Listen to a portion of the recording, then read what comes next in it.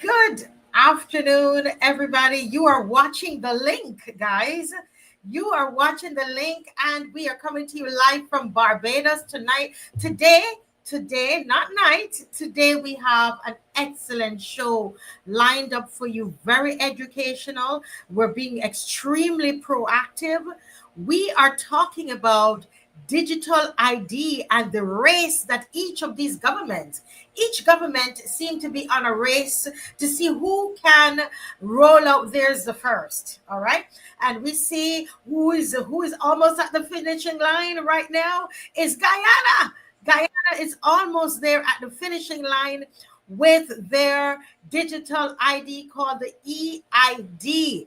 And so we're going to look at that today. I need you all to share this live. Guys, I need you to share it up. It's always about education. It's always about us linking together as a Caribbean. Because what I want to say to us is that, listen, Caribbean people, that at the end of the day, what is going to matter really, it's the people coming together. That's what's Caribbean. It's not just for beautiful beaches and nice green, the lovely mountains and the hills. It's really about the people, the wonderful people of Guyana, the wonderful East Indians and Afro Guyanese, and the beautiful people of Jamaica and of lovely Barbados, the beautiful Indians of Trinidad, and the African or the blacks in Trinidad. It's all of us, the Chinese, the Amerindians. It's that link that is going to be so important in days ahead. And that's what this show is about. It's called The Link. So it's time for The Link. And I have with me right off the bat, and he's going to come in right now as we talk about this digital ID that they're getting ready to roll out in Guyana in 2 weeks. So Guyana is at the finishing line. And we're going to look at some of the pros and the cons. What is it as Caribbean citizens, regardless of where we're from, what it is that we're going to need to be aware of? All right. I have with me my wonderful friend, UMAR ABDULLAH from Trinidad. He is in the link. We're linking with Trinidad. We're linking with my big friend, UMAR. Umar got a big beard as well. Umar, good afternoon. How are you? Unmute, Umar. Unmute. Yeah. Good afternoon. How are you? How are you? Greetings to you and all your viewers. Well, I we're am all I'm actually in my vehicle. I'm driving. I'm taking some directions from my friend at the back. She has to go and get a couple stuff done. So just bear with me. Right.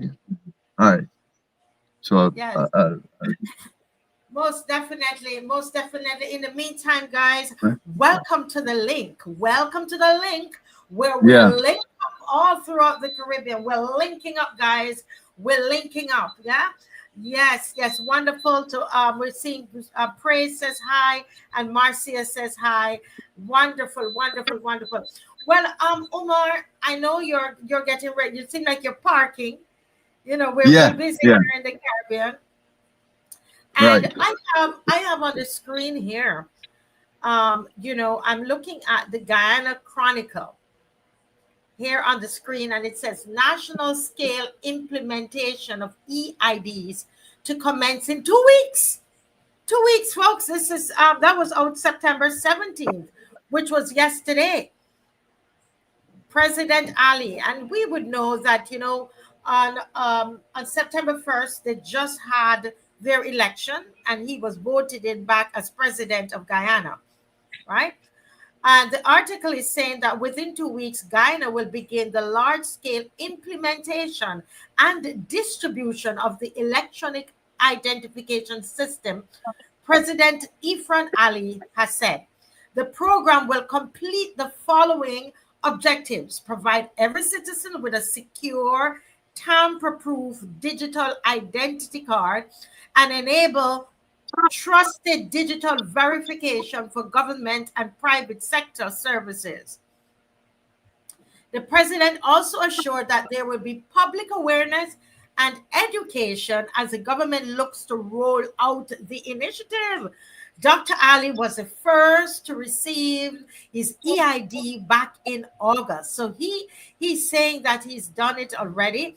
The biometric cards will not only offer citizens preferential treatment in certain areas, but will also strengthen border control by monitoring who is entering the country. And I think that this is important. Just a few more points on this card, because they're selling the card really to the citizens. The cards will be important for daily transactions, including, guess what, opening bank accounts, and are critical. They are a critical part of Guyana's wider digital transformation agenda, right? You're going to be able to do your online passport application portal. You're going to be able to do it. So it's basically your day-to-day digital transformation, your daily activities, especially financial activities, you will be able to do on this card. Now, let me ask Umar. Umar, I know you've been listening to what is rolling out in Guyana in 2 weeks. They're almost at the finishing line, Umar. What are your thoughts about this?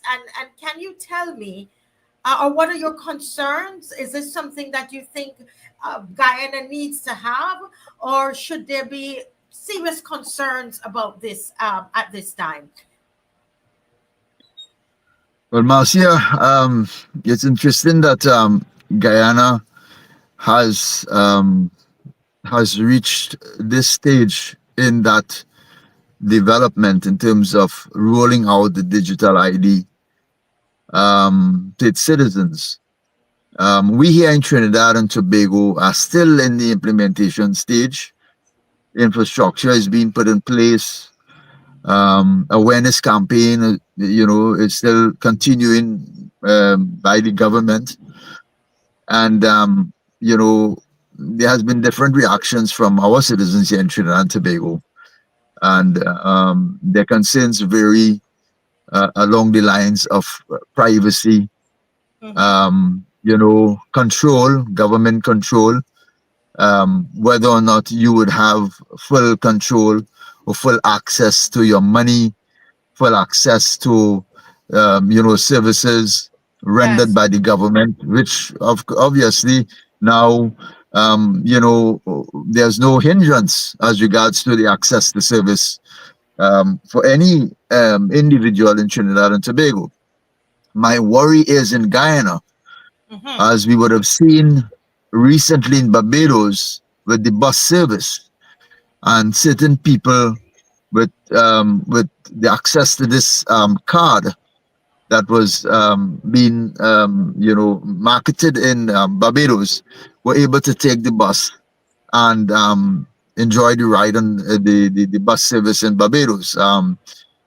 So my question is, what if there is an individual or individuals or civil society Yes. that is engaged in serious opposition to the government and their policies?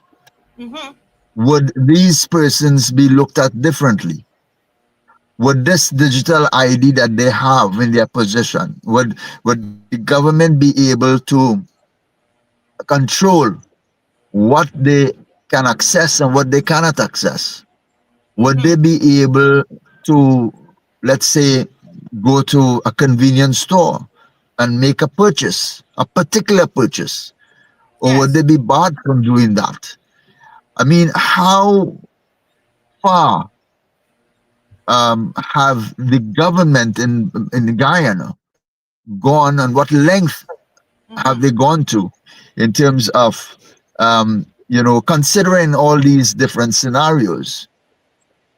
Now, mind you, the president may say that's not his intention. That is Yes. not what's going to happen. But is he truly in charge, or is there someone that he's answering to? And Correct. I'm saying that to mean it's quite interesting that Guyana, with a population of just over 700 people, a 700,000. country, right, yeah, 700,000, sorry about that, Yeah. 700,000 people, a country that was viewed before the discovery of oil and gas was one of the backward countries, one of the backward communities in the Caribbean region. And to think that with the discovery of gas and oil and the involvement of and the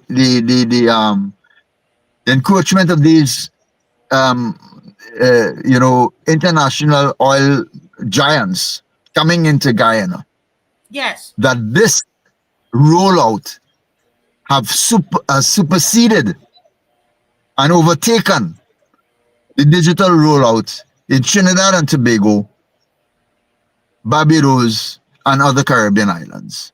It's very, Very, very interesting very that interesting Guyana observation. would And have been able to make this stride so fast and so quick, mhm. right, in front of the other Caribbean countries, right? When we would have thought that Trinidad and Tobago would have been leading in this regard, Right. but we are not. Guyana is leading. You understand? I we have the CPL finals on Sunday, and we may very well see Guyana leading in that area too as well. But my support is with the Trinidad Night Riders. So, anyways, that's just by the way, right? But the thing about it is that what what is really happening, and are the people really aware of how this rollout, or how this card, this digital ID, is going to really, really affect you as an individual? Imagine I was barred in Trinidad for protesting in the airport, which is a right that we have. I Mhm. was barred from protesting in the airport, and I was sent to another location, and I was barred from protesting there as well. And I was told I cannot do that. That is that is that is that is something that really got me by surprise. This is my constitutional right. Mhm. How you can come and tell me I cannot exercise my constitutional right? So Yes. what if I would have a digital ID in my possession? Immediately after that attempt to protest, I may not have been able to go to a convenience store and purchase anything. I may not be able to go to the bank and access my money because you put a hold on it until I Mhm. can comply. Till I can comply to your demands or what it is you are trying to institute. Right? We have the medical policy where they're asking persons to continue taking these injections and so on. It's a requirement by every student to enter the schooling system to have an Mhm. immunization card and be immunized. And all these injections now, they put in these injections certain additives that is harmful to the health of all children and to the adults as well. All Okay. right. So what if we decide we're not going to go down that path? We're not going to participate in that. We're going to homeschool our children.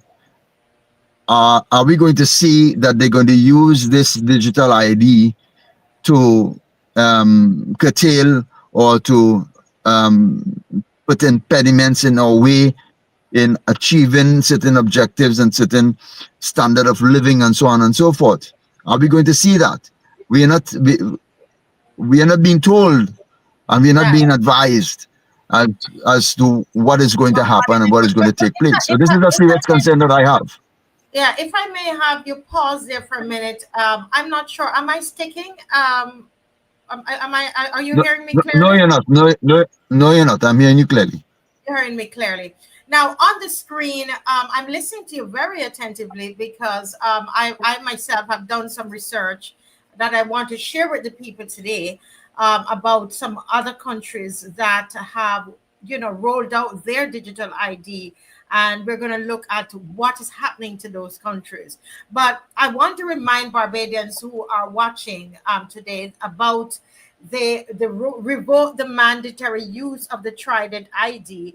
This is a petition that we had going here in Barbados, which had caused ours to pause.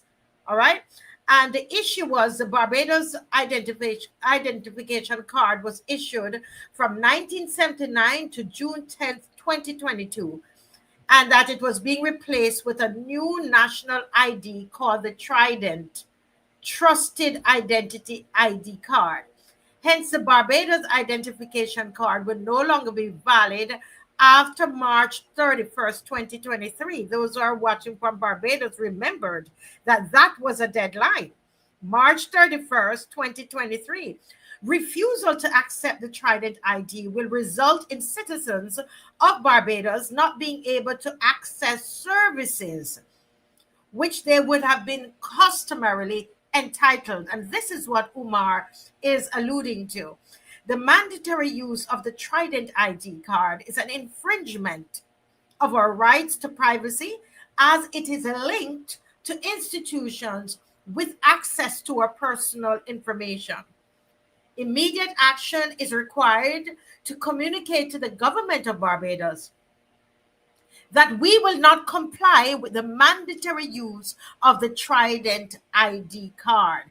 And this was a petition that was made on the March 2023, and it says we are revoking the mandatory use of the Trident ID card. So this was an issue in Barbados, and we were able to push back on it through various shows, my show plus Lumumba, Bongo Lights.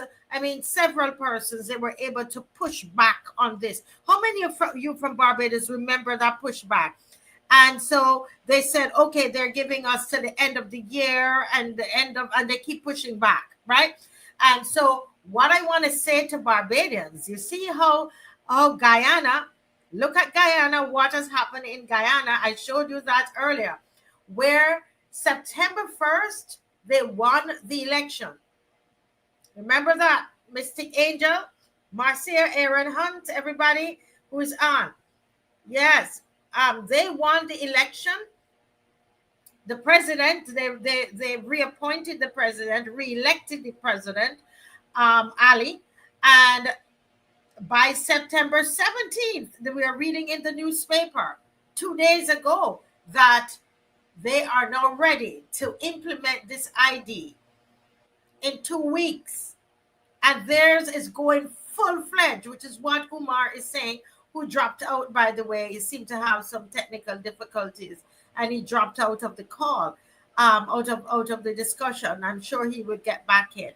So that's what we're concerned about, that here it is. We were able to march. We were able to do our petition. We were able to write to the editor. We were, write our newspaper articles and do all of these different things. And therefore, they had to stop. They stopped. So the IDs exist, but they're not pinned. They're not pinned, and it doesn't have our biometrics. Yes, that's a fact for lots of people. I still have my old ID, but people who went and got their ID did not pin it. Before, they were saying that it was mandatory, and the people were able to change that. You were able to change that. Well, I tell you, right after elections, believe it or not, Miss Martley is going to come with this again, because guess what? Guyana will not outdo Barbados. Guyana is not going to outdo Barbados, right? Umar is back in, right? Umar, Guyana is not going to outdo Barbados, so it's just a matter of time. She is biding her time, and as soon as, just what Ifran Ali did, President Ifran Ali did, Prime Minister Motley will do the same. Right after election, they're going to roll it right out because it's Barbados is ready. It's the people that we're pushing back. Your thoughts, Omar? I don't know if you heard anything. Yeah. Um, well, I'm sorry about that earlier on. I'm using my data, and a phone call came in, and it cut the data and the internet supply. So sorry about that. So yes, and you're right. You're right, and it is important for us to understand why after the election something like this would happen, because you would not have been able to do it before elections. It possibly could have affected the results of the polls. Yes. And similarly, Mia Motley is looking at that. And, once she has secured a win in the upcoming election, she'll be able to roll out these stringent measures. And I call it stringent measures because I want people to understand this is exactly what it is, right? It's not a pie in the sky. It's not something that we should wish to have, right? Because what they're selling you in terms of it being a convenient, option for you, etc., etc. I mean, all that is good and well, but when there is no regulations as regards to Yes. how these IDs should be used and what should be some of the preventative measures that an individual or civil society could take to prevent government from encroaching on your liberties and so on. In absence of that, we have to be very, very careful. All right. So what I'm saying is that the people of Guyana, don't be too happy about this. The people of Barbados, don't be too happy about this. Because if it is you feel now, and there's a lot of people that say this, we are not truly independent, we are not truly emancipated. Okay, wait until this happens. The worst chains that can be placed on your hands and on your feet are the ones that you cannot see. And this digital ID, remember I said it on this program, is a chain that will be placed on your hands and on your feet and on your mind as well. Because this is geared to control the masses and to keep them in queue for the many other evil agendas that they have set to roll out and to keep you in line. So if you want to play, some of those individuals who would have felt privileged during COVID and they would have had their medical ID or the medical passports to go into places and get your services and so on and so forth, and they would have felt privileged and looked down at those who could not have been able to do that because they were not injected and they did not, comply to government's demand and so on. Right? This is exactly what is going to happen with this card. All right, you're not privileged to have a card like this. Right? It's part of the whole program to control you, to get you in line, to keep you on a pathway so that government will be able to do whatever they want without any opposition from the people. And let me remind you that the only opposition is the people. Correct. It is not the opposition in parliament. The only opposition is the people. And if that is taken away from us, if that right of opposition is taken away from us, you could well imagine what's going to happen in this beautiful Caribbean of ours. Yeah, and that's why we have the link. That's why we're linking up. I see Ernesta Cook is getting ready to join us, and I know he's setting up. He'll give me a thumbs up when he's ready. He's from St. Vincent and the Grenadines. You're from Trinidad. I am Jamaican, living in Barbados, and there's several persons watching from different places. Can you tell me where you're watching from, guys? This is why the link is happening, because we're watching and we're seeing what's happening with Guyana, and each Caribbean island is racing to get this digital ID. And Guyana is in 2 weeks, and we're there, finishing line. And so we see a lot of elections are coming up.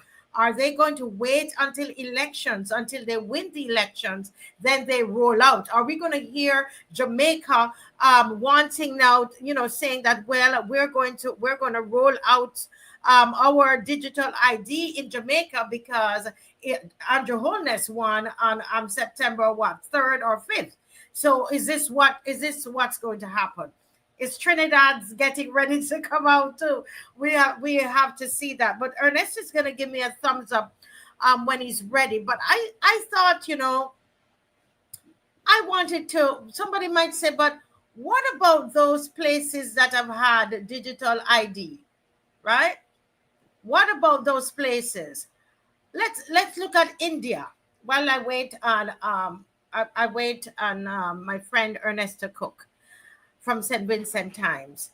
India, there's this called Aadhaar, which is AADHAR, right? And this is the world's largest biometric ID system.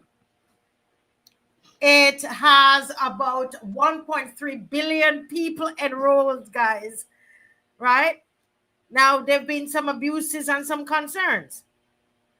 Guess what, Umar? Citizens have been denied welfare, food rations, okay, healthcare, because of fingerprint mismatches or system failures. So people have been denied, listen, guys, welfare, food rations, and healthcare, right? Data breaches expose millions of people's personal data. We've seen that happen in Barbados already, and we're not fully hooked up. But we've seen data breaches like crazy, which is one of the reasons we had someone who is involved into this area, a Barbadian living overseas, and they were able to say to us, and I forgot what you call him. Some of you would remember and put it in the comment section. And he was able to say that this is very, very dangerous to Barbados. Critics argue that India's digital ID system has been used as a tool for surveillance and profiling beyond its original intent. Some deaths have been linked to starvation when poor people were cut off, folks, from welfare because they could not authenticate with biometrics. Now, that is very serious. I have some other issues that have arisen in China and Kenya, but we're going to leave that with you right now. We're taking it in strides, okay?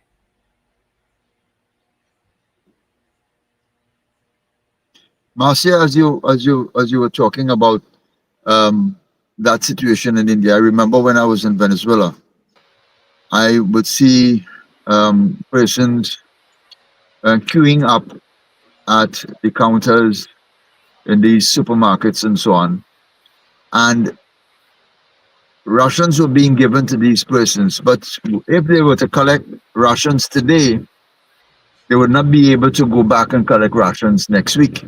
Yes. Because they would have gotten already. So Venezuela was already doing it to a certain extent, because I remember when I used to go to shop in the stores and so on, I would have to, use my eye to, because I was on the system, because I would have used my passport to make purchases, right? So automatically they would register you on the system. So they automatically know if I go to any establishment, Umar Abdullah from Trinidad and Tobago would have purchased socks. He would have purchased tin food. He would have purchased vegetables and stuff like that. So they already know what I was buying and what I was purchasing. All right. And I was not a citizen of that country.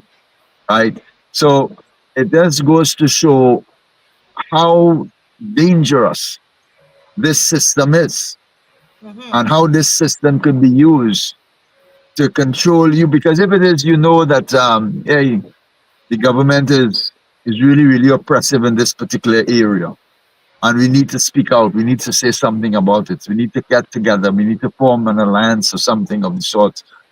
But we are thinking now that if we do this, to address this issue, the government would clamp down on us. They would prevent us from basic access to food and clothing and all these things. So this is going to keep the people in line, and, and a lot of people would not be willing to risk that, and so they will remain silent. We already have people. We don't have the digital ID rollout in our country, and we already have people who are concerned about victimization. Yes. Victimization if they speak out and if they come out in the open and criticize government policy and so on, right? Mhm. And these things are being done without the digital rollout. You could well imagine when it happens and they have full control, What is going to right? happen? Yeah, What's going you're to so happen? right. You let me bring Uma. Let me bring Mr. Ernesto Cook. I know this is your first time together, Um, but you sound so much like. I mean, I'm listening to you, and I could hear Ernesto as well, Mr. Cook.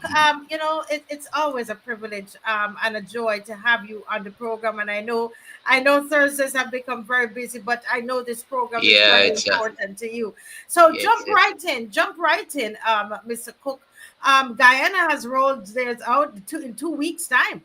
And I know my country, Barbados, they're not going to let Guyana have a full digital ID with biometrics, and we don't have ours. And I know St. Vincent, and I know Trinidad. Tell me, what do you think? Uh, What's a signal? What do you think this is signaling for us? thanks for having me again, and for all the folks online. Yeah, it's becoming a big hectic these days. As you know, I have other businesses I have to take care of, but try to get the timing in. Um, Also, good evening to my good brother there. Um, it's good to hear you, My man. pleasure. You're right on the ball. You're right on the money, as the old people would say. Um, Everybody apparently is moving ahead with the digital IDs. St. Vincent, no doubt, is going to do that as well. Um, it's a system where I don't think a lot of us, while we may want to push back on it and we may want to keep it at bay, I think in the end, very whether or not we like it, it's going to be there. Um, it's how we walk around it is another problem. There are some deep concerns about this digital system. I said a few months ago that when you have money, Hmm. literal money, paper money as they call it, in your hands, Yes. if you, Marcia, go to the ATM, or my god brother goes to the ATM and takes out $500, the bank has a record of the $500 being coming out of your account. As to who you give it to, there's no account because there's no tracing of that. Mm-hmm. So he can go down the road and he could give it to a friend $100. He can give a shopkeeper 20 for something. Nobody knows unless there's a camera in his own market to say, well, you came in there at 3 p.m. last Thursday and you bought some bread and some butter. Yeah, that's fine. Who cares? Everybody buys bread and butter, so nobody cares anything much. But what I'm saying, you really can't put a handle on what I do with the $500 so easy. Mm-hmm. It's very easy to trace the digital. Mm-hmm. Anything you do with the digital is traceable, Mm-hmm. Mm-hmm. right? So that is where the problem comes in privacy. And in today's world, and as the experts are saying, and all of them are saying, there will be no privacy very soon. As you can see, they tell you freedom of speech, but there's really nothing called freedom of speech. There's an extent to which you can speak, and then that's it. The laws are there. They will say you'll get locked up for defamation, you're locked up for this, whether it's true or not. So we know in the context where we live and how we are surrounded. Um, it is going to be a serious problem, my brother, my sister. It's going to be a serious problem. My brother mentioned all the things about what happened during COVID. So you know you had a good taste of what is to come with the digital money, the digital IDs, these digital IDs. Look, there's a lot of pros, but I think there's so much more cons, right? For people passing through an airport with a digital ID is sweet because it means I don't have to stand in a line for an hour. Oh, I just show my face. What a beautiful thing. And I just pass through. That's a beautiful thing, right? For a lot of people, it's just so beautiful. It's just so beautiful. Collecting the data is another story, but it's a beautiful thing. I Mhm. go to a supermarket. Oh man, I just digital ID. I just pass it over. I don't have to stand up on a cashier. I just all my money, my bank account is there, my ID, my government ID, everything is in one little thing, you know. And I just pass over the cashier and out I go. I don't have to stand up in any long, boring lines for anybody. So all these things for people are great issues. It's just great. It's just great. Yes. But on the flip side of that are security concerns. There are many people who have expressed to me concerns about the potential hacking of Yes. data. So I'm a old hacker. I live and this is no pun intended to anybody in any country. I'm an old hacker somewhere in India because they love to do these things, right? Yeah, yeah, yeah. I'm an old hacker in Uganda. They love to do these things in Africa. We see it all the time. This is nothing new. Come up to our old granny and say, "Oh, pay this, pay that," and but now they don't have to tell a granny that through a phone and an email or anything. Granny's data is into some system somewhere, and some old high tech cyber guy in India says, I got the data for Marcia now. I got the ID card number. I got the banking number. I got everything." So one morning, Marcia wakes up and whoops, goes to the ATM. Nothing is there. Somebody from India just took your money. This is not a joke, you know. This is exactly what happens. These things are not foolproof as they tell you, they're not bulletproof as they tell you. So there's the potential and the great potential for hacking the data and for data leaks, which means your data gone to somebody else. The general public lack of technology or the lack of technological knowledge, Yes. right, is what is being highlighted now in some countries because look, if you're moving there, a lot of people don't know about these things. And that is going to make it difficult for individuals to make an informed choice about the type of security or the security of the digital IDs. A lot of people don't know a lot of things about these things.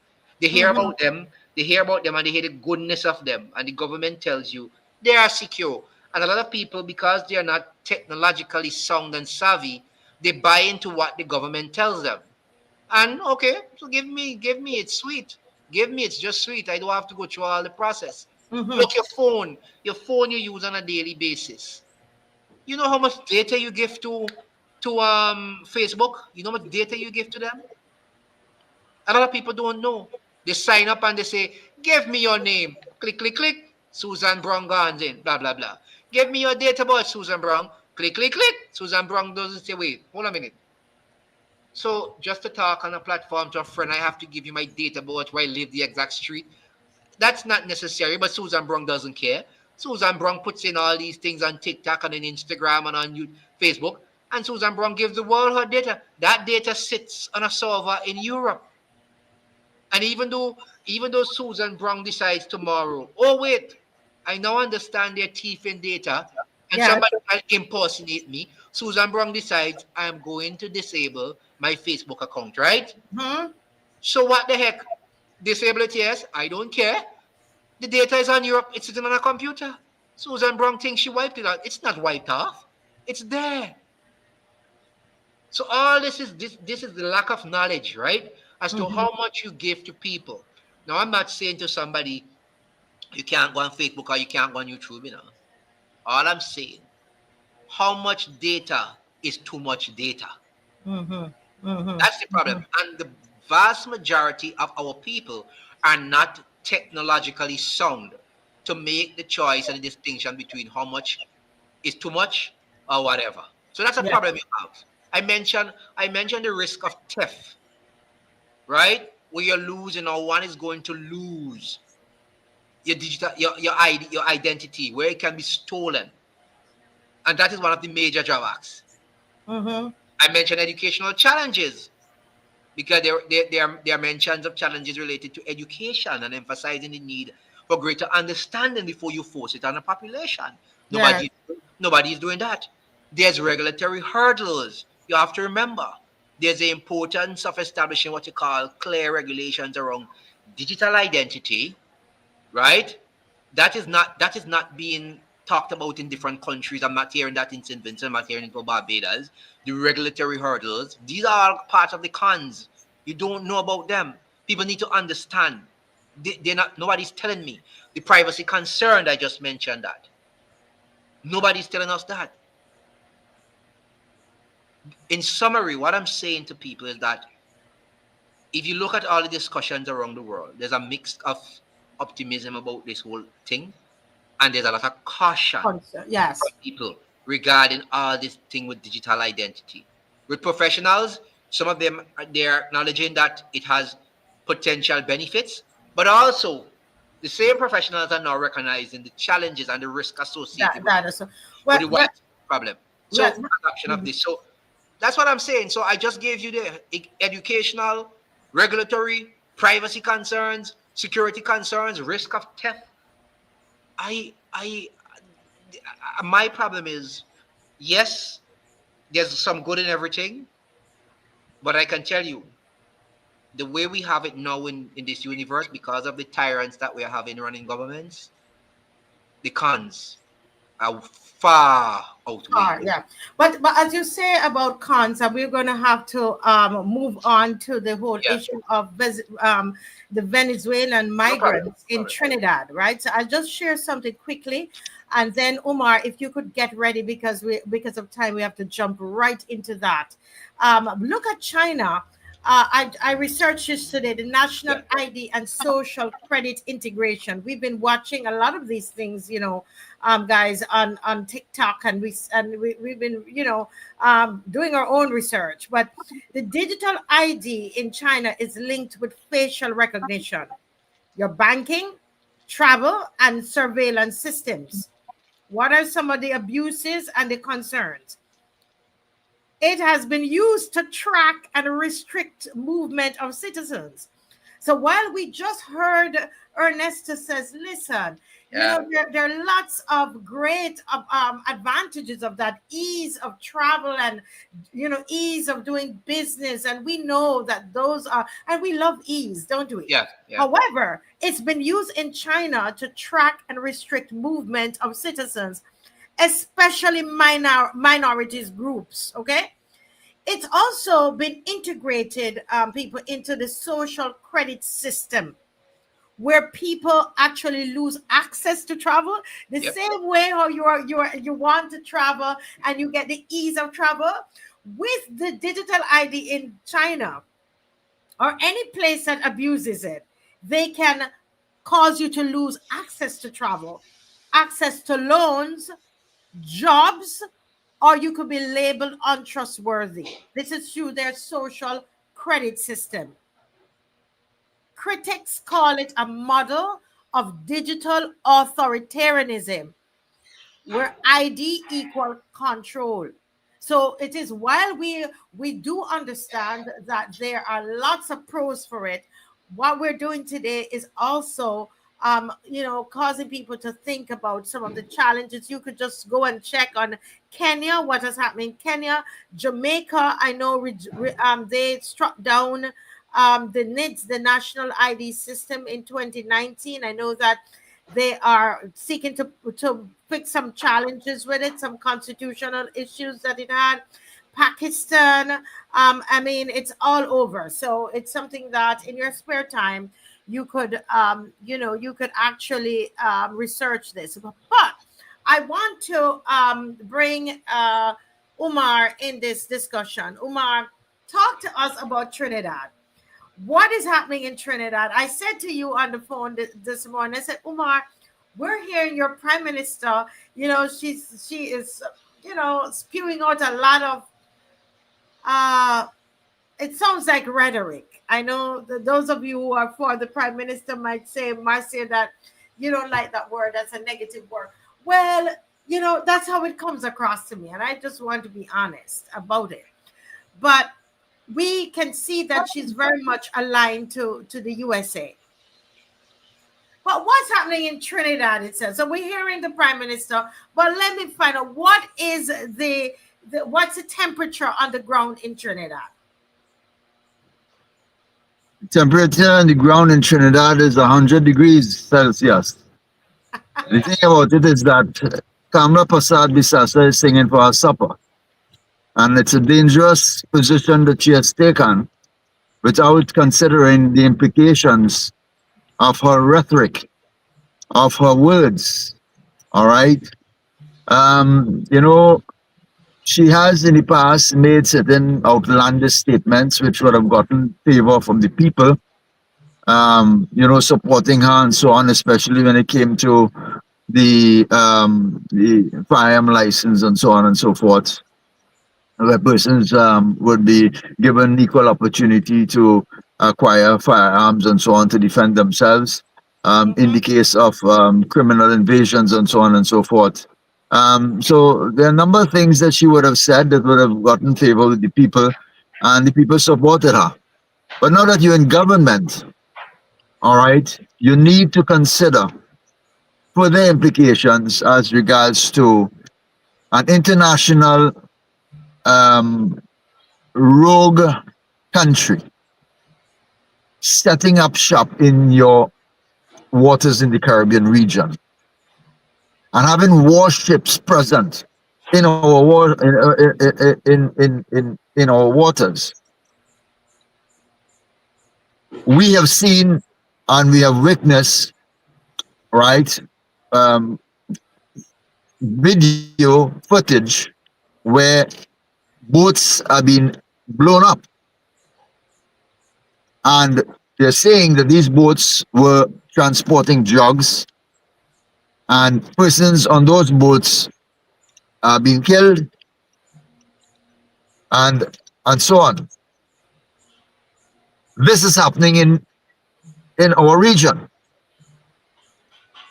We have the Maduro administration,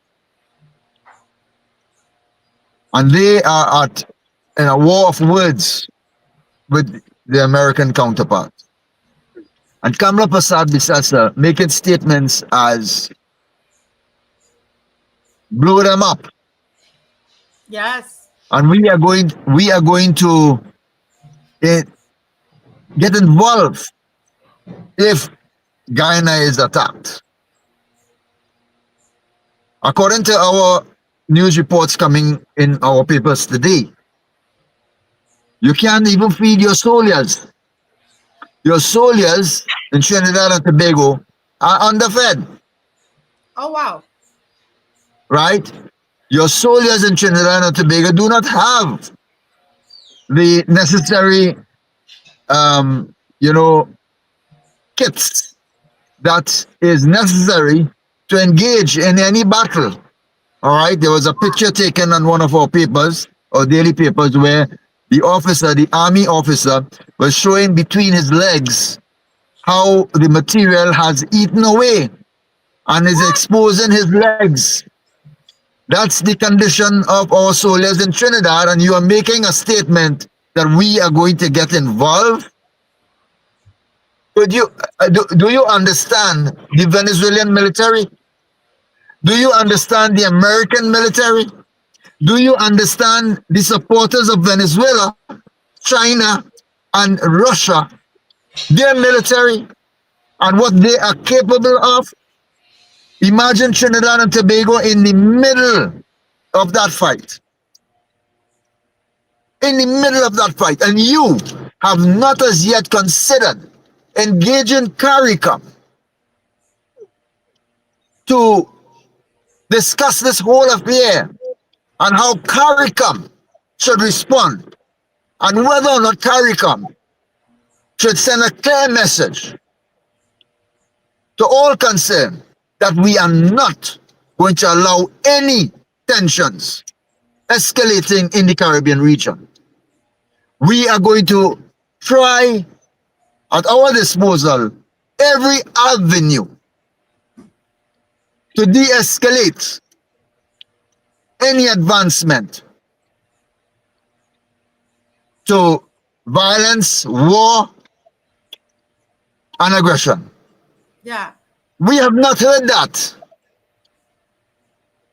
And this is the problem that I'm having with this new administration, Mm-hmm. right? At what point in time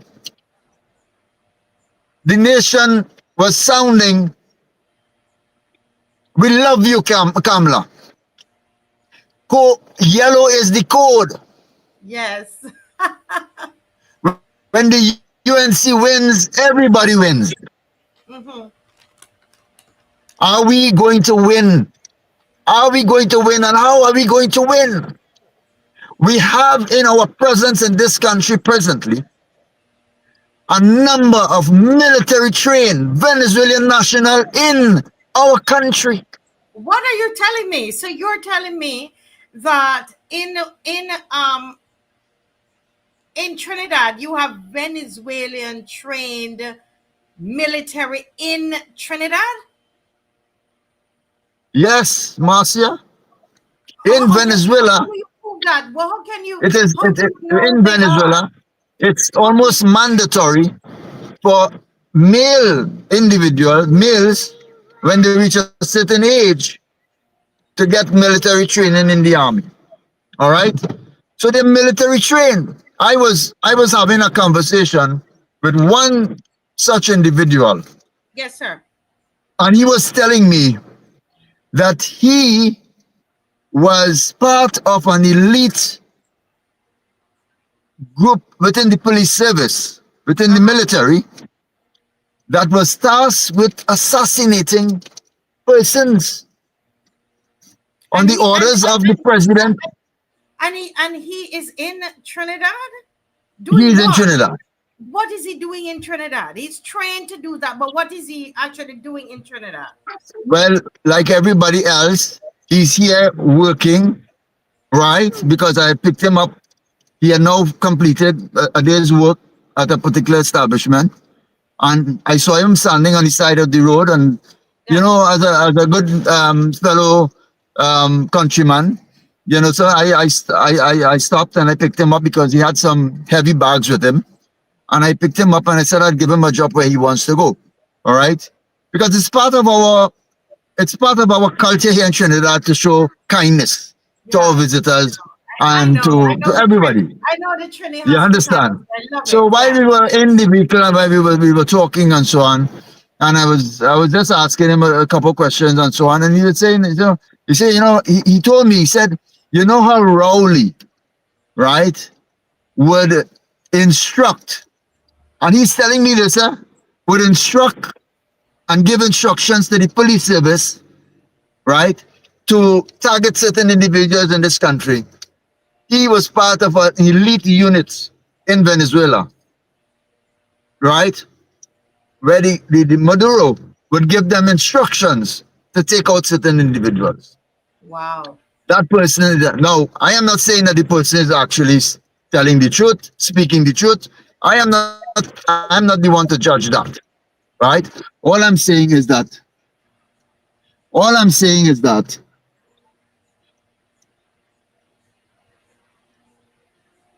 I just have to back up here a little bit. Yes. And All while I'm you're saying doing is that, that go ahead. yeah. Somebody's saying here it's happening in Guyana. Wumi is saying Guyana has been letting them in, even giving them the ability to vote, own land, businesses, etc. And I mean, are we saying that they could really be from the military? So what kind of war are we really fighting here if you already have so many Venezuelans on the ground in Trinidad and on the ground in Guyana? There is something Yeah. here that's not adding up. So Something is not adding let's up. paint this picture. Let's see if you can paint a picture here. Yes. So Maduro taxed Guyana. So Kamla is going to live up to her promise. We are going to get involved. So she's going to send our hungry soldiers on the battlefield with the bus up pants and the bus up shoes. You understand? To fight against the Venezuelan military, right? Yes. Who is stationed here in Trinidad already? Maduro had to send nobody here, you know. What if he has an army already in Trinidad? What if he have instructed persons to come to Trinidad and establish themselves as ordinary citizens? What if they are sleeper cells in Trinidad, ready to react, ready to activate and rise up? Come on, now, man. You understand? This is pretty serious. What is the? Does anybody? Do you have? I was here trying to see if I could find the number of immigrants. Anybody has an approximation the number of Venezuelan immigrants that are already in Trinidad? Does your government have any data on that? Well, I was having that particular discussion the other day, and we would have risen from 1.3 million to 1.4. All right, over a particular period. I guess it's probably higher than that. Repeat what you're saying. I said we would have risen from a population of 1.3 to over 1.4 million. Yes, Right? So that is an indication that the influx of migrants from Venezuela would have contributed to that increase in our population growth. So And, you're saying you have increased by you have gone up. You've gone up, a bit from 1.3 to 1.4 million. And within that, you might have some Venezuelans. Well, online it's telling me that in 2023, you had over 44,800 migrants. Would have, as of November 2023, they've registered that number in Trinidad and Tobago. Right, but the number of Venezuelans in Trinidad and Tobago as of November 2023, they're saying it's 45,000. However, in 2019, you had over 16,000. So there is a big jump between 2019 and 2023. Remember also, Marcia, those are documented immigrants. Okay. We have a lot of undocumented Venezuelan nationals in Trinidad and Tobago. Undocumented, right? Imagine,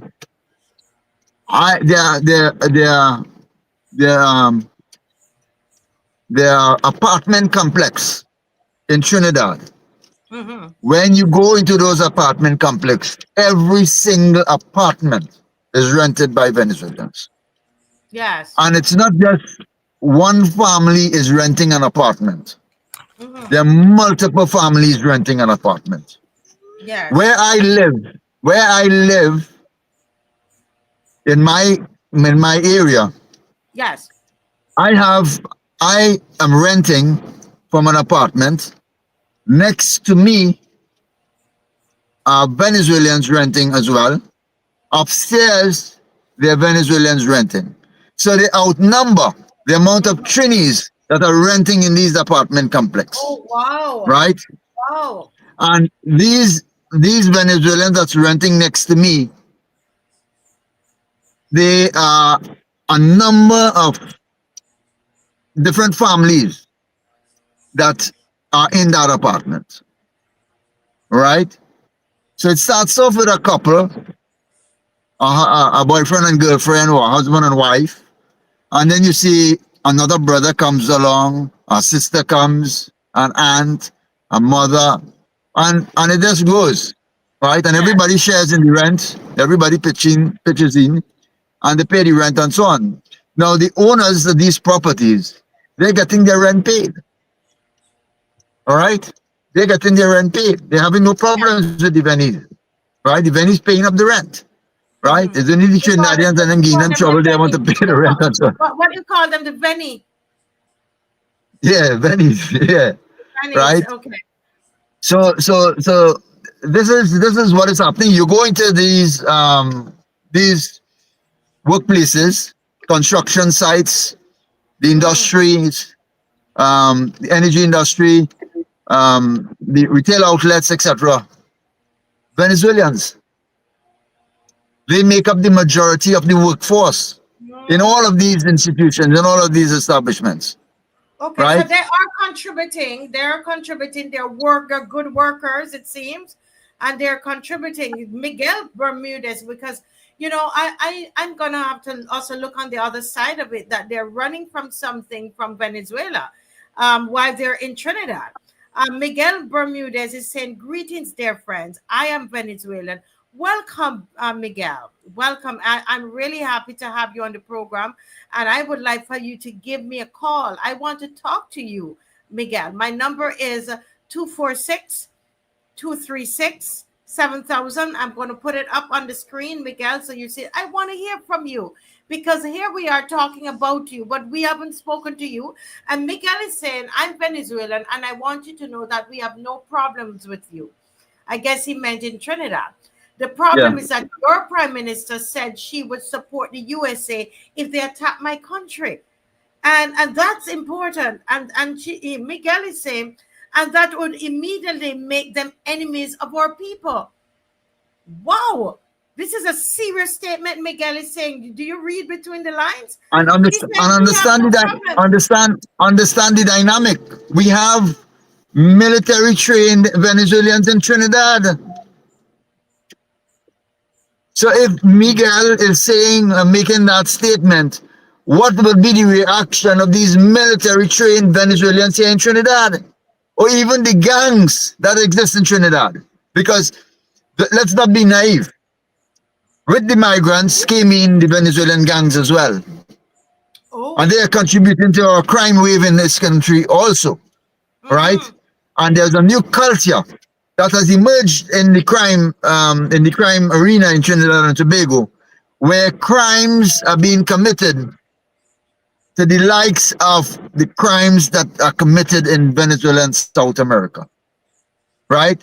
So we've seen where the Venezuelan criminal influence is here in Trinidad and Tobago, right? Wow. You are putting your citizens, right, that voted for you and placed you in the seat of power to manage the affairs and the security of the people of this country, and you're putting everyone at risk. Yes. I see. And now I understand. Let me bring in, or I wonder if Mr. Cook has been hearing this, because we have been battling this thing on the show and people cussing the two of us and everything. I wonder if Mr. Cook, I know you dropped out. I wonder if you were hearing this. Let me bring him in, because this, and if you didn't hear, I want to, have you been listening, Mr. Cook? No, You still having some challenges?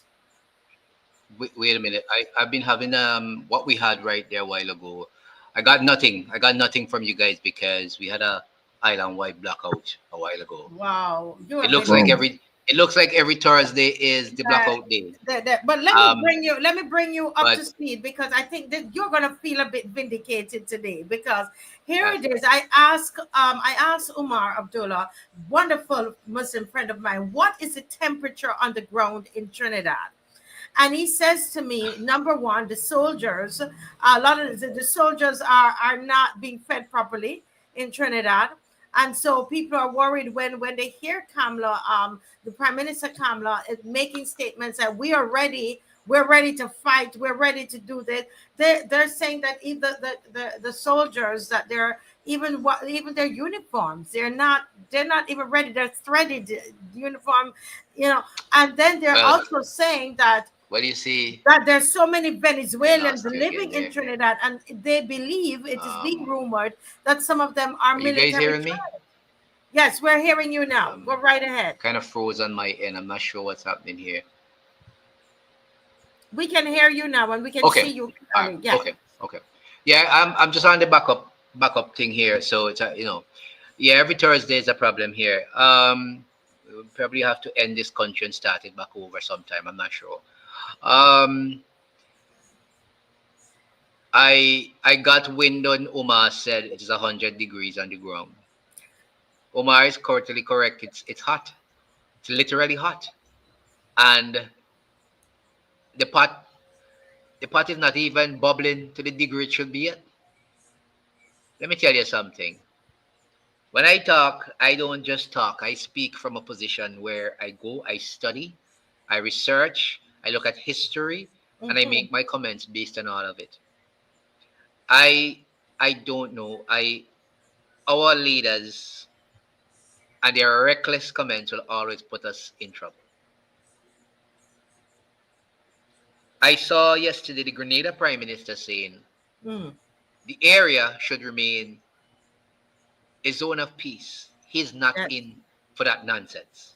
Basically, that's what he was saying. He's not in for the nonsense. Same thing I was saying, the Barbadian foreign minister today, I am not in for that nonsense either. Okay, so we are going somewhere, right? The Prime Minister of St. Vincent said he's not in for that nonsense either. Nobody is saying that they're back in Venezuela. They're just saying, look, nobody should leave Washington or sit in an office in Washington and tell me that we don't have peace in the Caribbean. And the only way we could have peace is if we remove a man from South American country. You telling me that? You telling me who sits every day and who are in these Caribbean countries and travel about them and see people going about their lives in peace. Yeah, you have your mother, you have your little thing every now and then. That's a normal all over the world. When we talk about peace, we're talking about ships with guns, nuclear arsenal floating around in your waters, right? And aircrafts flying overhead. And every morning you get up, you don't know. You don't know if when you get outside and walk outside, if a bomb, as the President of America told a reporter in the White House, whatever bomb falls on your head right now, you don't even know if that will happen to you. You could have said that is not going to happen 6 weeks ago, and 10 weeks ago, 3 months ago, because why? We were a zone of peace. We're no longer a zone of peace. We're an unstable region with peace being removed from us piece by piece because somebody in Washington decided that somebody in South America needs to be removed.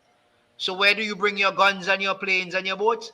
In our waters, making it very unstable. And unfortunately, the Prime Minister of Trinidad says, yes, blow them to hell up. Because it's a soundbite for somebody who supports you, right? Not thinking what the ramifications could be. Yes. Removing Maduro, and I keep saying this, and people keep getting me wrong. I have no side with Maduro. I don't support him. He doesn't pay me. I don't know anything about him and his regime. Removing him is not going to make the Caribbean safe because he's not the problem. Trinidad, St. Vincent, Grenada, Barbados. That's how we look at the Caribbean. Venezuela sits on South American landmass, right? Guyana somehow is part of our Caribbean civilization. That's fine. But we don't go around in the Caribbean bombing each other. So we don't have problems. We don't have a war. We don't have anything going on here. We are peaceful people. Yes. Here comes Washington derailing that peace and making this region unstable. And when you speak about these things and put it in context, people will say to you, well, you don't know because you don't live in Trinidad, so you don't know our problems. I'm going to repeat it again. Removing Maduro from power, which I don't care about, is not going to stop your problems in Trinidad. It's not going to stop the drug problem in the Caribbean. I keep saying that. It's not going to stop it. Not going to stop. When we have leaders Mm-hmm. who are not corrupt and who decide that they're going to look at the interests of our people, that is when all our problems will stop. It will never happen because we will never get non-corrupt leaders. Sorry to say. Yeah, but let me get to Umar because you realize we're gone over, but we had some. Yeah, I myself have to run, but Yeah. I missed a lot of things Umar said because everything was shut but down. if you watch back, I mean, very powerful. I will go. I will do that. I think it's very powerful, and it's good that we're seeing that we have Venezuelans who are on the call. I had my number up. If those of you who are Venezuelans, can you go ahead and write my number down and WhatsApp me, please? So important. And we have been saying that we want to have a show with just the people. Yeah. You know, and I think we really need to get it down. Please call. We want to hear from you. But as we close, Umar, because it's 2:13 and we're supposed to finish at 2 o'clock. But somebody said that if your prime minister did not align herself with America, there might have been sanctions for Trinidad and Tobago. Do you believe that? And or could you shed some light? And why exactly is Kamala so strong about this? And she said we don't even need to hear anything from CARICOM. We are charting our own course. Yeah. Umar don't have to tell you if he believe that. Umar no.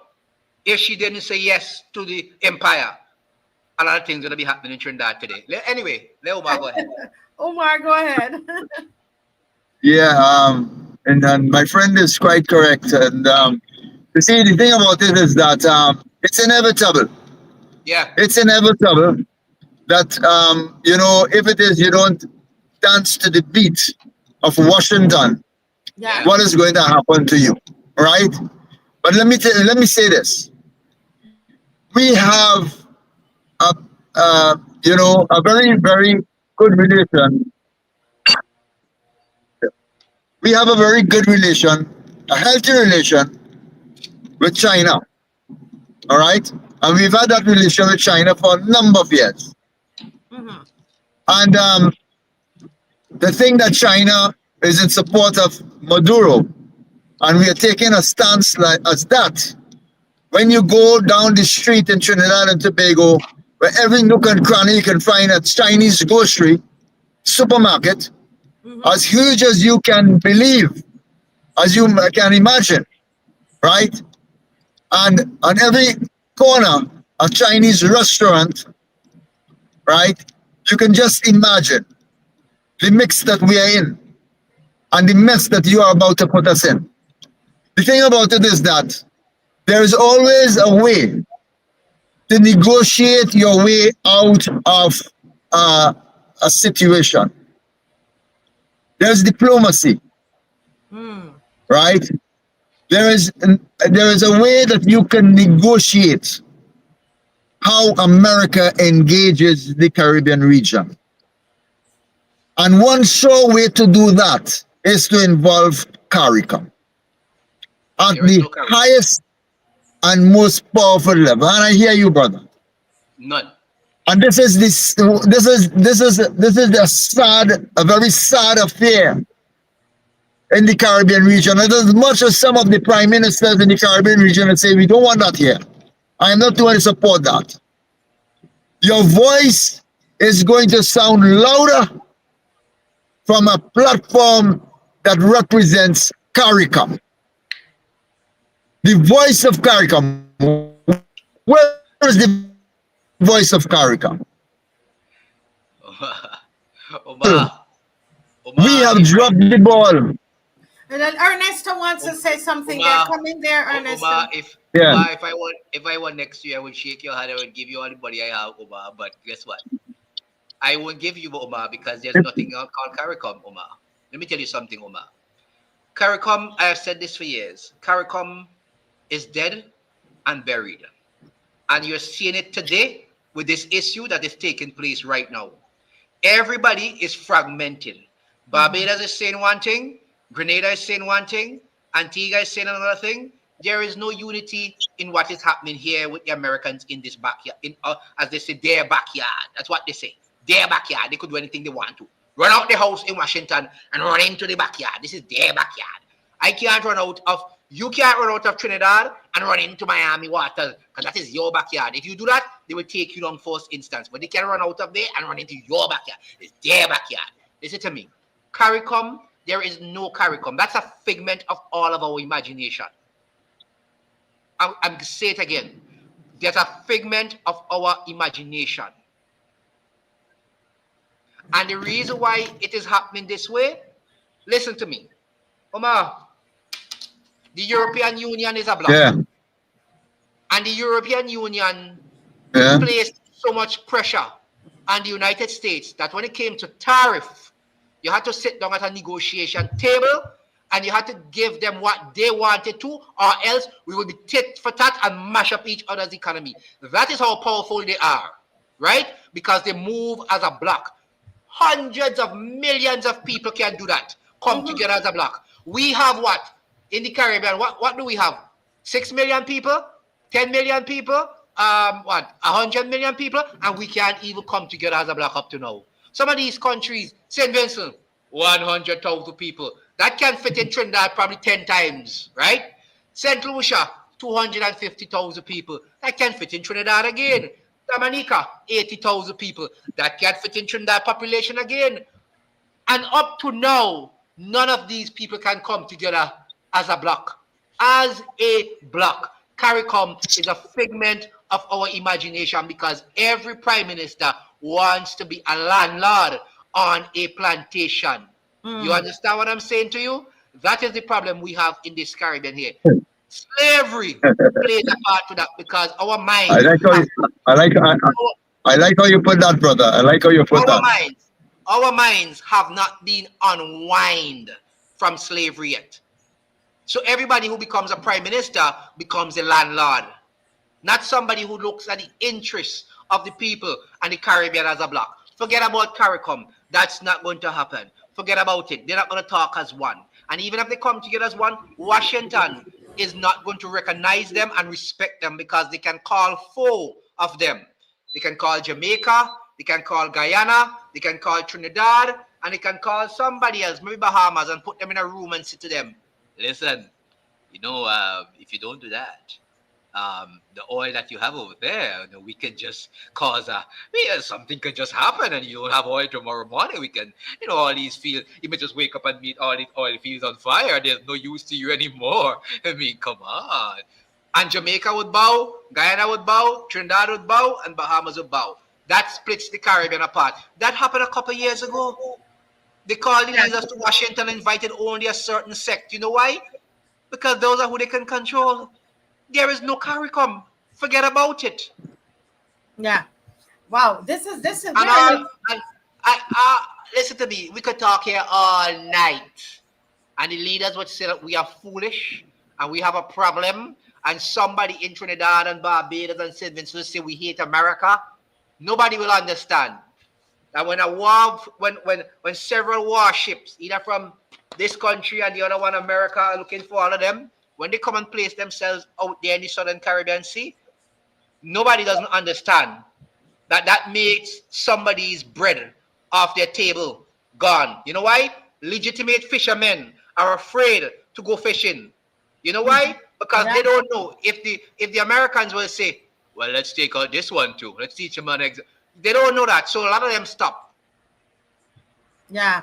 As Ariana But said, I heard the chief sec in Tobago telling his fishermen in Tobago that their waters are very safe and the fishermen are very safe.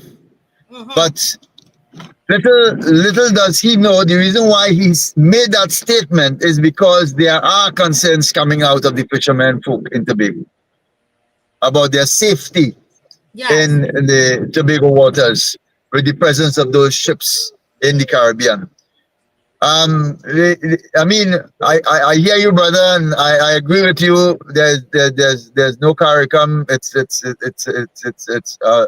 It's in a coffin somewhere, and nailed, and I don't know if it can ever be opened. But the thing about it is that when we ask the question, where is the voice of CARICOM? Where is the voice of CARICOM? It must say something to our politicians. Yeah. It must send a signal to somebody somewhere that something needs to happen to bring the Caribbean under one umbrella, to unite the Caribbean region. And I've said it before, and perhaps that responsibility would remain with the people. The only opposition there is the people. And the people has to understand the power that they have. And I want to end with this. Yes, we have We 1 saw minute. So we're recently gonna in end Tamil, in a minute. We're gonna where end there in a was minute. where the government was practically was brought to their knees. The prime minister had to resign. I saw the finance minister being beaten, stripped of his clothing, thrown in a river, and made to parade in his underwear. And you know what's the interesting thing about this whole thing, Marcia and my good brother? Before the new installed government was able to install themselves as the government, you know who they had to meet with? They had to meet with the representatives of the protesters. That was the that is the power. That is the power of the people. Imagine that. They could not have gone and occupied the seat of power without meeting the protesters. Yes. Imagine that. Yes. The people are Why? in Why opposition. are we so dumb? Why are we so dead in the Caribbean? Are we to Yeah. believe? I don't want to think that our soca and our calypso has made us this way. Mm. Because by nature, our calypso is a rebellion. Mm. So it cannot be that our calypso and our soca has made us this way. It's in our blood to rebel. It's in our blood to stand up and speak the truth through song. What are we doing, my Caribbean people? What are we doing, my brothers and sisters in Guyana? What are we doing, my brothers and sisters in Trinidad? What are we doing, my brothers and sisters in Barbados?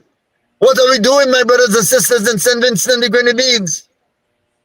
What are we doing, my brothers and sisters in Grenada? Why are we allowing this bully, this international bully, to dictate whether or not there's peace or war in the Caribbean region? Where is the voice of Mia Motley? Where is the voice of the St. Vincent and the Grenadines, the Prime Minister? That big mouth. Where is his voice now? Where is Wholeness? Where's Andrew Wholeness of Jamaica? Yeah. Come on. Yeah. I Ryan Lopez hate. is asking a good question. He said, if there was a CARICOM, he's agreeing with you. Would the USA been able to come in the Caribbean as they are now with the military? Never would they have been able to come. Never. Never they would have been able to come. But they know, the US knows there's no unity in the Caribbean region. Yes.